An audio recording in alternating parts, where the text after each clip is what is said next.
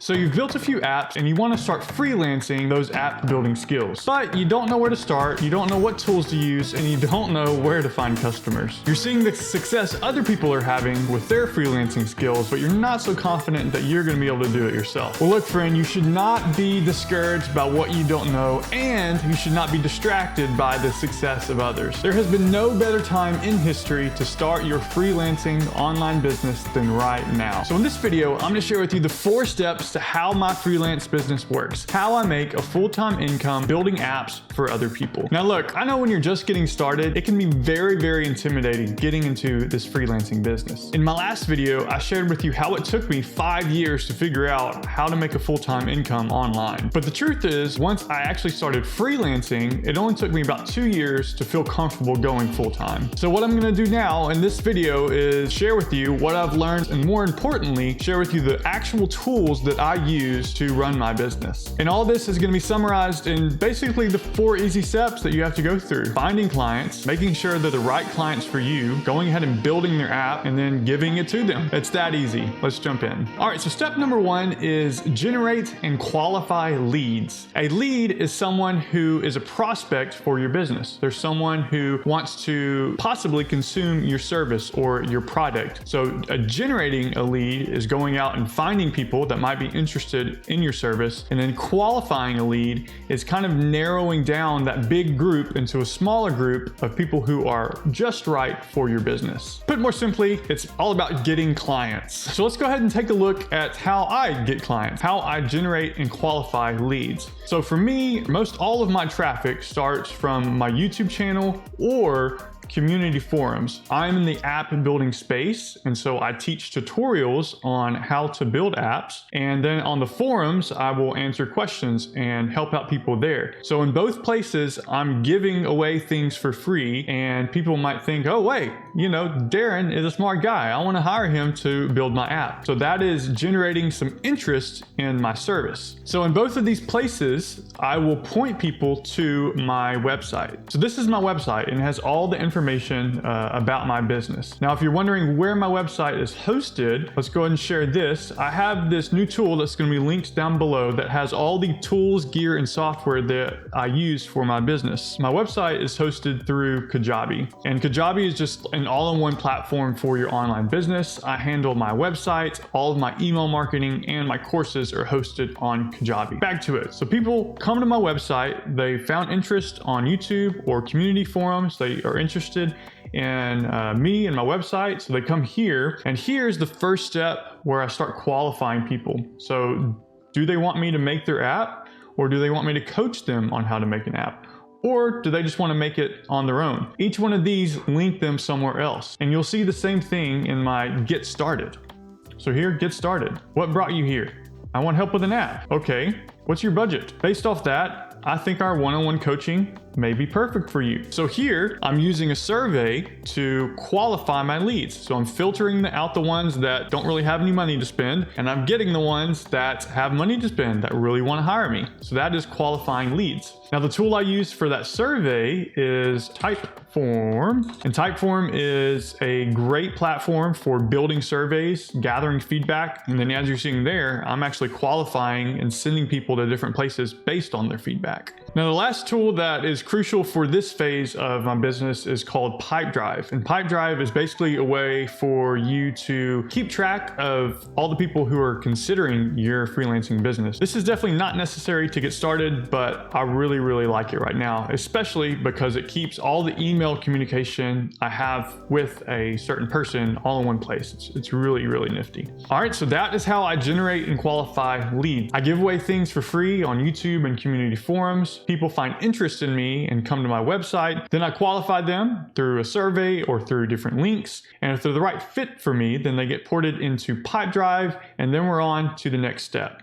So step 2 of my freelancing business, after I've already gotten these leads that are interested in my business, then I need to meet with them and send them a proposal for their app, for the service that I'm going to be providing them. So to break this down a little bit more, let's talk about scheduling. For us to meet, I use a service called Calendly. Whenever someone wants to book a call with me or meet with me or talk about their app, they get sent to a Calendly page. Now, Calendly is a service that will sync up with your calendar and allow people to basically put events on your calendar when it's convenient for you. You can set the times that you want to meet, and you can also ask questions up front for the person just to make sure they're a good fit before you get on the call. Now, for the actual meetings, I use Zoom, which you have probably heard of in the wake of COVID-19. So Zoom is a web conferencing tool for you to get on a call with somebody and talk with them about their project and get to see if you're a good fit for each other. This is not required up front. You can use a service like Google Meet. That's what I used when I got started because it was free, but Zoom is just a lot more reliable and has a lot more features.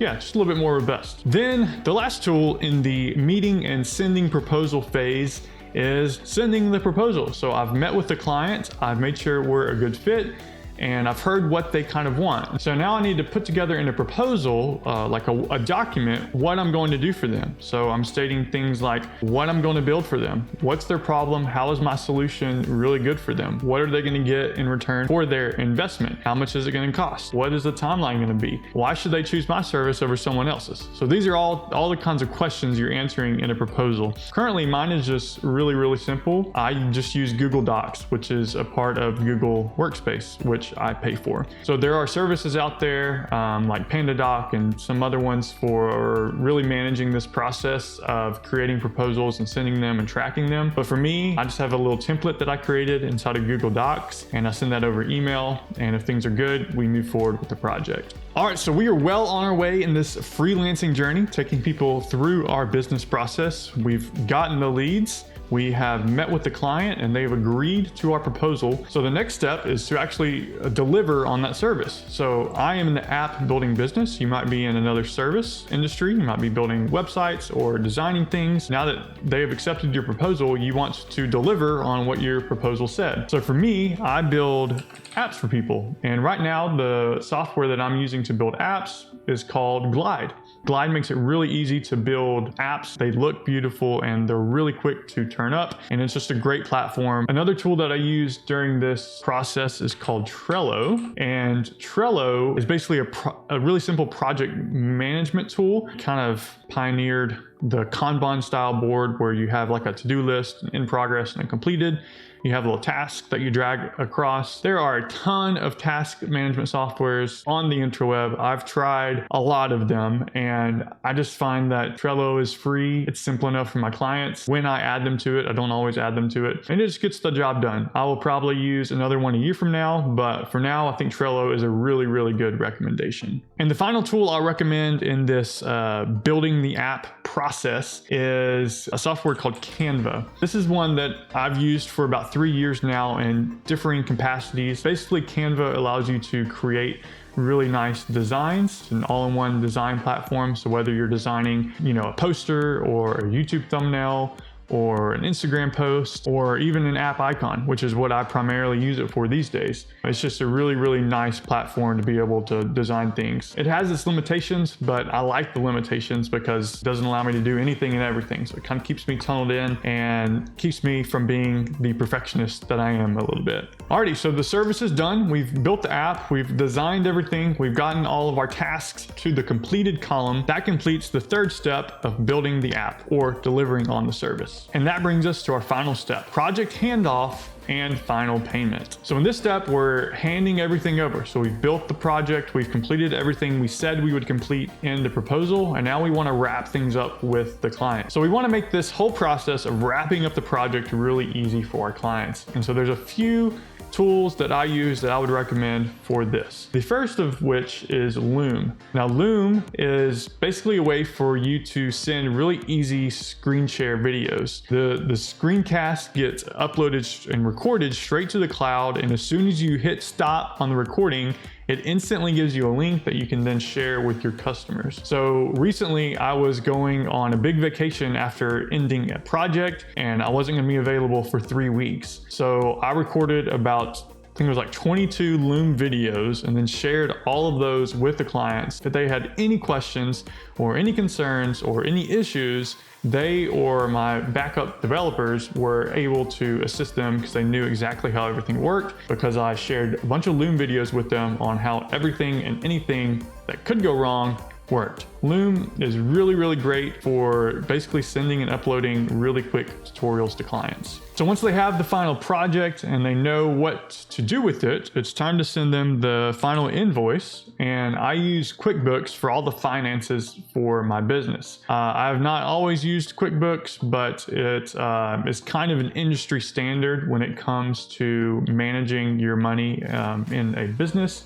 Really, I use it because my accountant uses it, so it just makes it really easy for him, and I assume probably lowers my tax bill at the end of the year. So send invoice with QuickBooks, and whenever I receive that payment, it goes to my business bank account. It should not go to your personal bank account. You should set up a different bank account. So I use right now Ally. Ally is my online bank. I have it set up for a business checking account, as well as several business savings accounts for taxes and emergency funds and all of that good stuff. I've gone through a few different things when it comes to banks. I started out just using PayPal as my online bank, then moved to another one that eventually went out of business. And so I wanted something that's been reliable and really well respected. Ally is really the pioneer when it comes to this kind of online bank platform. So the key points for handing off the project and collecting payment is: number one, hand off the project. Number two, make sure your client knows how to use it. They get all of their questions answered. Send that final invoice. And then once they send that final payment, then congratulations. Now look, I know we breezed through that and I shared basically the process of mine in a really, really high level overview and all the tools that I used. And look, I know it can be very overwhelming because I've been through the process of trying to figure out freelancing. So what I would encourage you to do is always focus on what's the next thing I need to do.